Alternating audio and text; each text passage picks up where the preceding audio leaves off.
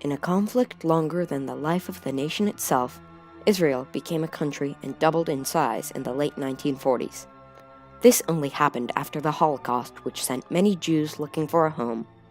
This influx of people caused the Palestinian Civil War, which ended in the creation of Israel and the Six-Day War. Even though Israel was vastly outnumbered, they triumphed against such terrible odds. This shows that Israel could triumph over world power due to their myriad victories against such a powerful force. After World War I, the British had taken over the Ottoman Empire, including Palestine. After World War II and the Holocaust, the newly formed United Nations recommended three things: for the British to partition Palestine into an Arab state and a Jewish state, the independence of the Jewish state, and the termination of the British occupation. This would give the Jews a homeland to go after persecution in World War II. The Arab League refused to recognize the UN's resolution to create the Jewish state. Between November 29, 1947 and May 14, 1948, before the partition was signed, the civil war raged on between the Arab and Jewish populations of the area of British occupation. Israel was then pushed to forcefully create their own country. First, they created two militia organizations, the Etzel and the Lehi.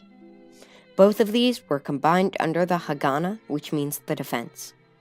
The Haganah was fighting a loosely organized group of Arab militia, giving the Haganah the advantage of organization and planning.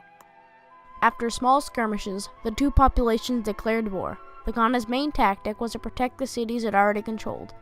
This tactic had to be aborted in November, when the city of Jerusalem was attacked and the Jewish people inside were blocked off from food and water. The Haganah managed to protect the city for a little longer, but they were losing ground fast. This led to the Haganah's tactic to switch. The Haganah's troops around the city started to expand their territories to try to support Jerusalem. Finally, they had led an attack through an Arab village. They succeeded but with heavy civilian losses. By mid-May, the Haganah had control over most of Palestine, and with arms supplied by Czechoslovakia, they were able to keep control over their cities. Then, in a ceremony in Tel Aviv, Israel was declared a country. Though Israel was now a country, the war did not end. The next day, Israel was attacked by all the surrounding Arab countries. The very newly formed Israeli Defense Forces plan was to defend Israel until reinforcements arrived. The first month of fighting was over Jerusalem. Unable to hold back Jordan, the IDF lost Jerusalem. After the successful recapture of Jerusalem, Syria and Egypt began to attack, although they were almost immediately blocked by the IDF. Finally, the European Union managed to put the countries at ease, and a forced peace was put into place. The peace did not last long.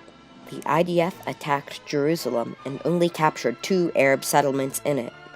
Those settlements served as the means needed to recapture Jerusalem and settle into another forced peace. This peace was broken by an attack that captured the Galilee, a mountainous region in northern Israel. In December, Egypt was driven out of the Negev desert in southern Israel by the IDF. This was the push that ended the war. At the end of the war, the armistice agreements were signed, granting peace between Israel and the rest of the Arab Peninsula. Again, the peace would not last long. The surrounding Arabian countries were not happy about their new neighbors. They proceeded to prepare for war. A couple small skirmishes later, and the Six-Day War began. The Six-Day War started on June 5th and went to June 11th, 1967. There were many reasons for the thousands of lives lost and the destruction of the land. The main causes of the war between Egypt and Israel was that Egypt closed the Gulf of Arabia to Israel. After Egypt destroyed Israeli boats, the U.S. tried to intervene and help make peace between the two countries before things had got out of hand. Other reasons that caused the Six-Day War were that Egyptian forces formed a blockade around Israel's main port town, and Nasser was also doing questionable things, such as hiding behind the UN and their emergency force. When Nasser mobilized troops without telling Israel why, Egypt immediately came under scrutiny and was attacked. President Lyndon B. Johnson tried to tell Egypt and Israel not to fire the first shot. Israel had told Gamal Abdel Nasser, the president of Egypt, that closing the waterway would lead to war, yet he did it anyway. Now that Egypt had attacked Israeli boats, the war started. Jordan and Iraq signed a mutual defense pact after finding a common enemy in Israel. Their defense pact stated that neither could hurt each other, so they could unite against Israel and oust it from their region. Egypt requested that the United Nations Emergency Force leave from their nearby post on the border of Israel to soften up the Israeli defenses.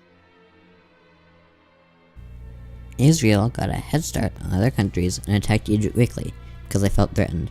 They immediately sent an airstrike to Egypt after the sudden mobilization of Egyptian troops. Israeli planes struck at 8:30 a.m. Egypt time on June 5, 1967.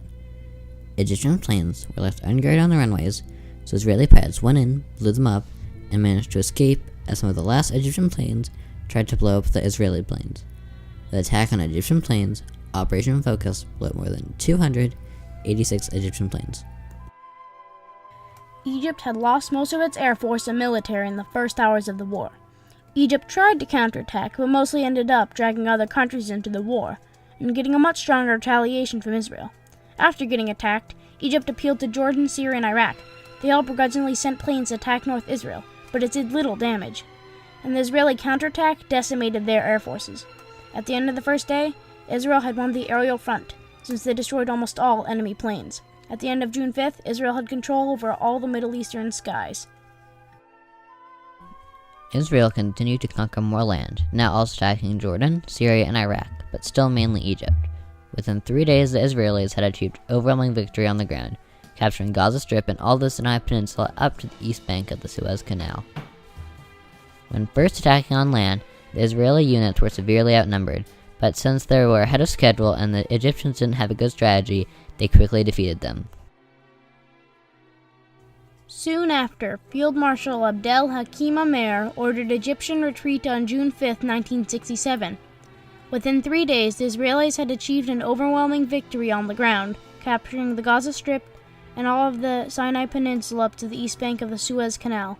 Then Jordan's and Iraq's forces converged on Golan Heights, during which Israel strategically bombed Damascus in order to force Jordan and Iraq to protect it, instead of attacking the heights. Then, Israel easily went in and conquered the posts and took the equipment left behind. The Six-Day War ended on June 11th and was stopped by the UN. Arab leaders met in Sudan to sign a resolution saying no peace, no negotiation, no recognition. This war was a massive blow to President Nasser and the Arab nations' morale. An intelligence report from the White House described the war as a turkey shoot, meaning that it was a rather one-sided war for Israel. Nasser resigned after losing the war, during which the Egyptian media said how well the war was going. However, street protests forced him back into office. After that, Israel put a blockade on the Gaza Strip, controlling who was allowed in or out. The Security Council called for withdrawal of all the occupied areas. This means that conquered territories are to be returned to their original owners. An example of this is the Gaza Strip. However, Israel refused and kept their settlements in East Jerusalem. There were many triumphant moments for Israel after the war, but also quite a few tragic outcomes for Israel and the Middle East as a whole. The Six-Day War tripled the size of Israel and stoked the flames for another war, called the War of Attrition. This was another war between Egypt and Israel, and was fought over the Suez Canal. After the Six-Day War, Syria had many military coups, and Egyptian citizens dethroned their president. Jordan and Egypt made land for peace deals, and the East Strip was returned to Jordan. In 1993, Israel gave the Palestinian Authority Gaza Strip. However, there have been many conflicts over this area. Israel only gave it to the Hamas, a group of people that a lot of the world considers to be terrorists, in 2005. There have been a few skirmishes after this war, but after an event in 2013 called a coup d'etat, the Israelis and the Arabs have become friendlier towards each other.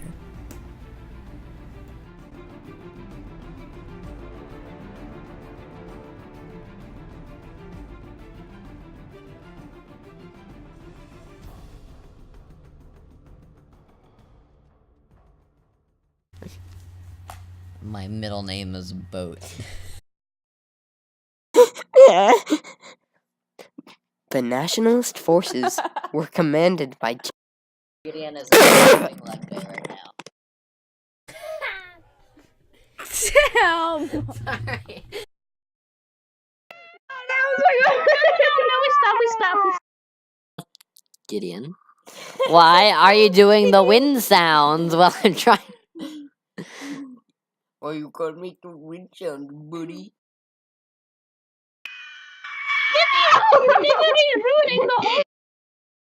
'To defeat the Huns, did they send us daughters when we asked for sons? You're the saddest bunch I ever met. Oh, you actually are cool. And you still haven't got a clue.